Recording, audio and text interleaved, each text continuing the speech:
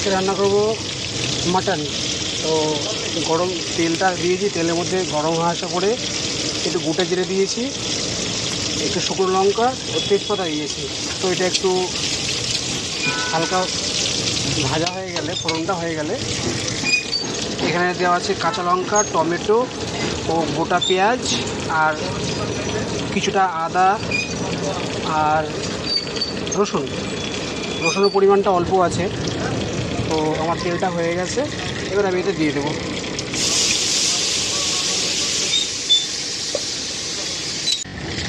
তো হালকা একটু লবণ দিয়ে দেবো, লবণ পরে দেবো, বাট একটু লবণ দিয়ে দিলাম মশলাটা কষার সময়।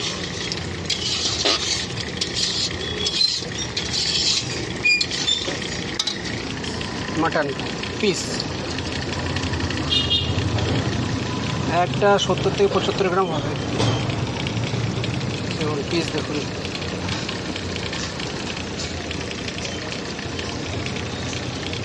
পিস। মশলাটাকে ভালো করে একটু কষে নেব। আর খাসির মাংসতে রসুনটা একটু কম হয়, বাট আদাটা বেশি হয়। মশলাটা আমার কষা হয়ে এসছে মোটামুটি। তো এতে আমি মাটন দিয়ে দেবো।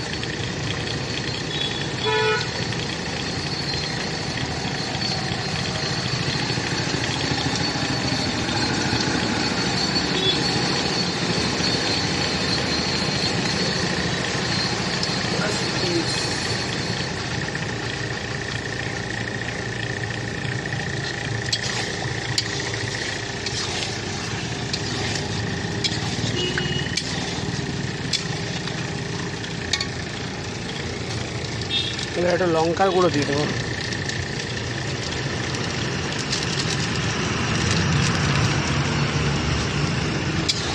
তো এবার এটাকে ভালো করে এখন কষতে থাকবো।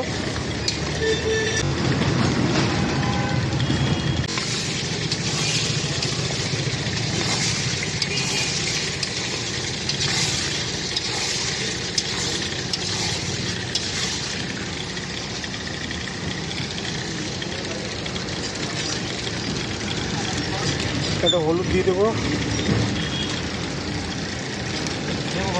সামান্য পরিমাণ লঙ্কার গুঁড়ো, এবার দিয়ে দেবো আদাটা,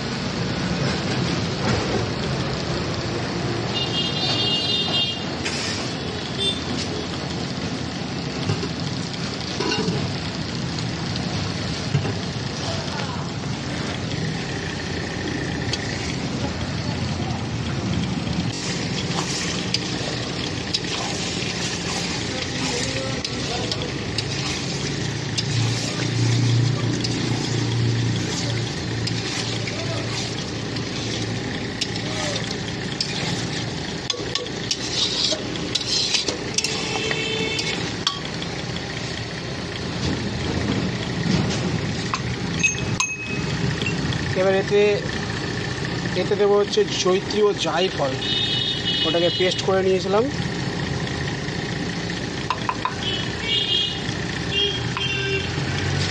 এতে ফ্লেভারটাও আসবে আর মাংসটাও সেদ্ধ হবে। মাছটা এখনও কষা হচ্ছে, তো এটাকে খুব ভালোভাবে কষতে হবে।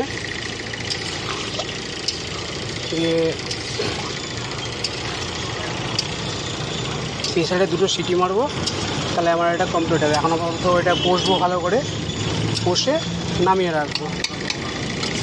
এই মাংসগুলোকে টোটাল তুলে নেবো, দিয়ে আমি ওটা প্রেসারে সিদ্ধ দেবো।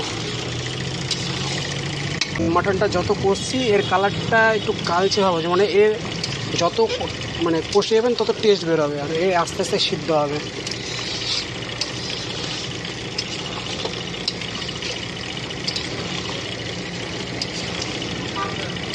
এতে মগজ ও জায়ফল আর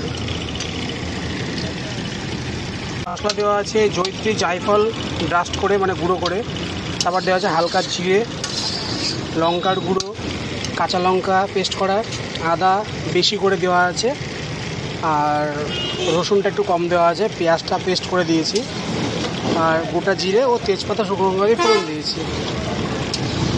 তো নামানোর সময় হালকা চিনি ও একটু ঘি দেবো। আমাদের এখন একটু কষে যায়। হচ্ছে মাটনটা, এই যে মাটন কষাটা গ্রেভি।